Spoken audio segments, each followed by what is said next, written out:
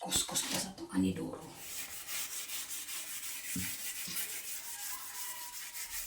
Nilagyan ko ng, binabaran ko to ng Sunrox. So, parang may mga tagitip dito sa upuan niya.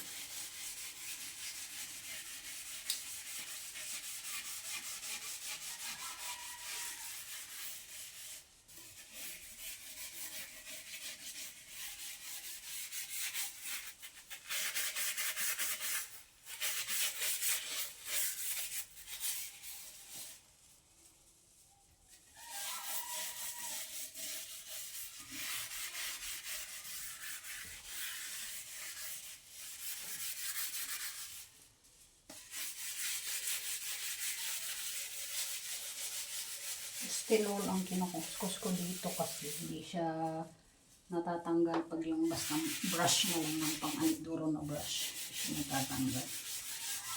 Hindi natatanggal yung mga tagitip.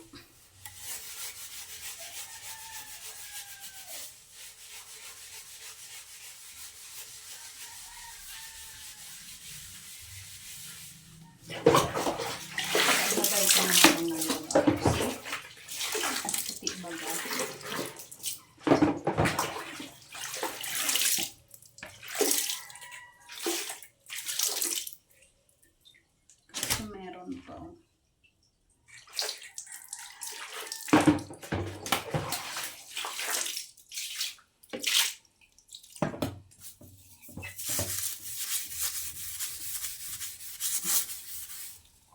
Tinul ang gamit ko para sa aking inidoro.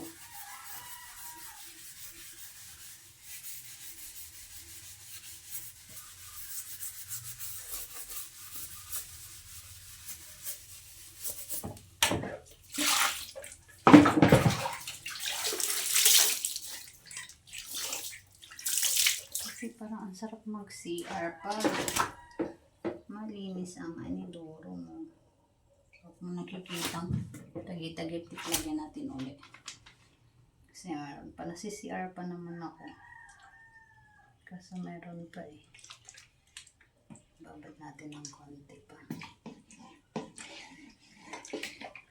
Ubos din yung Sunrox ko na ito. Yan naman basta luminis lang.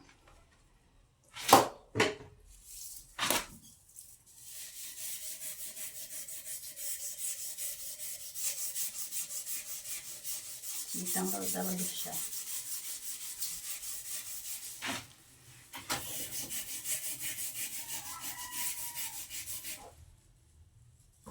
Tanggal. Sinakita nyo puting-puti na. Wala na yung parang naliligo kasi tayo, mga bakat dito ng mga sabon, nagmamarka.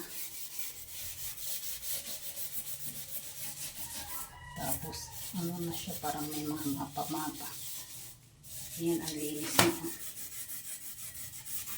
Tanggal talaga siya. Sunrox lang to. Saka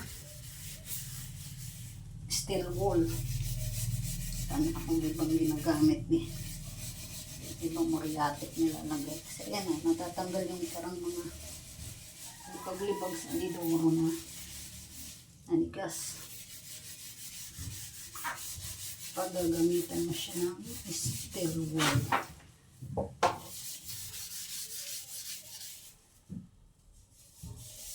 Parang ang sarap mag-CR.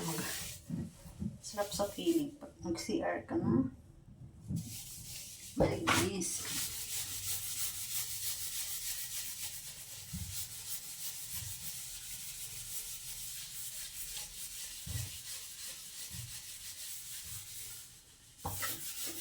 Pati loob naman yung doro yung istilon ito.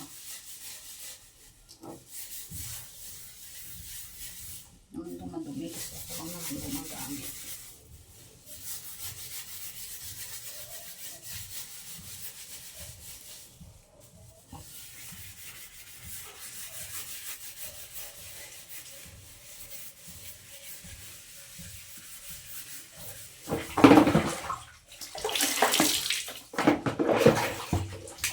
Kasi ang linis.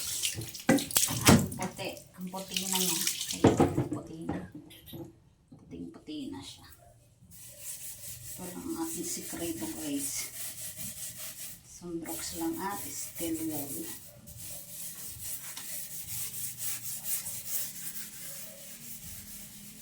Ayan na.